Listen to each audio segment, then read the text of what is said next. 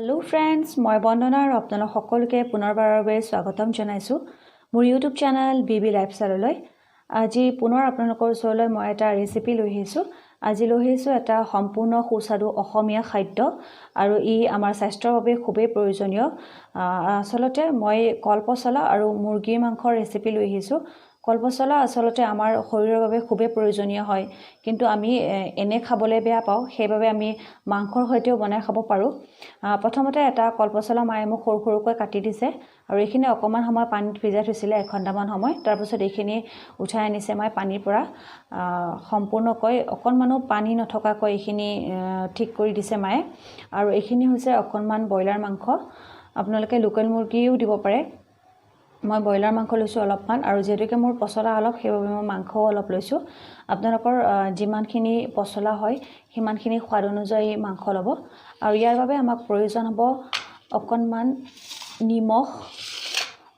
নিমখ লাগিব হালধি লাগিব জালুকৰ গুৰি লাগিব এটা কেঁচা জলকীয়া লাগিব কোনোবাই বেছি জ্বলা খালে বেছিও দিব পাৰে আৰু তেজপাত লৈছো এখিলা আৰু এটো মোৰ আদা নহৰু পেষ্ট লৈছো তেন্তে বলক মই এই ৰেচিপিটো কেনেকৈনো বনাও সম্পূৰ্ণকৈ চাই থাকিব আৰু ভিডিওটো অকনমানো স্কিপ নকৰাকৈ শেষলৈকে চাব লগতে লাইক কমেন্ট আৰু সাবস্ক্ৰাইব কৰিবলৈ নাপাহৰিব তেন্তে বলক মইনো কেনেকৈ বনাও এই ৰেচিপিটো সম্পূৰ্ণকৈ চাই থাকিব খিনি বনাবৰ বাবে প্ৰথমতে মই এখন কেৰাহী গেছত তুলি দিছো আৰু ইয়াত অকনমান তেল দিছো এই তেলখিনি এতিয়া গৰম হৈছে আৰু এতিয়া ইয়াত মই মাংসখিনি দি দিছো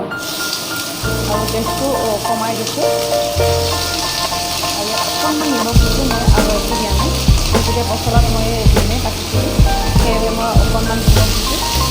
দি পেলাই মই এতিয়া মাংসখিনি আধা ভজা কৰি ল'ম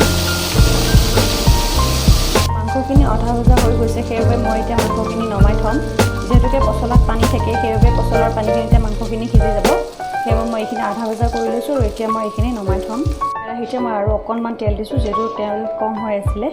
আৰু এতিয়া মই তেজপাত কেখিলা দি দিম লগতে জলকীয়া দিছো আৰু দিম আদা নহৰু পেষ্ট আৰু 7 মিনিটমান পিছত মই ঢাকনখন গুচাই দিছো আৰু এতিয়া ইয়াত মই মাংসখিনি দি দিম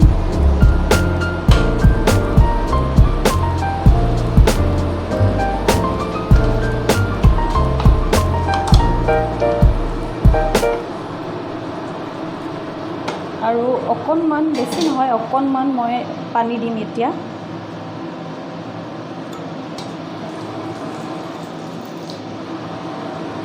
এৰ অকনমান পানী দিম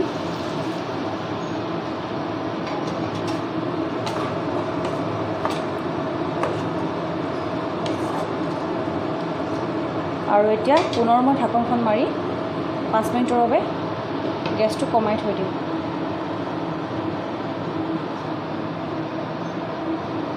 এতিয়া মই ঢাকনখন গুচাই দিম 10 মিনিটৰ পিছত মই ঢাকনখন গুচাই দিছো আৰু এখিনি মই লাৰি দিছো এখিনি সিজিছে ইয়াত মই শেষত জালুকখিনি দি দিম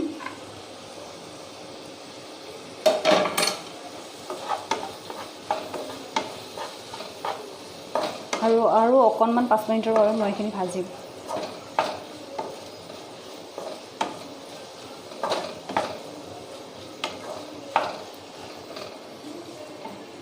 মোৰ সম্পূৰ্ণকৈ হৈ গৈছে এতিয়া মই এখিনি নমাই থম কলপচলাৰ সৈতে মাংস ৰেডি হৈ গল চাওক দেখিবলৈ কি ধুনীয়া হৈছে আৰু খায়ও খুব সোৱাদ লগা হয় আপোনালোকে গৰমে গৰম ভাতৰ লগত পৰিবেশন কৰিব পাৰে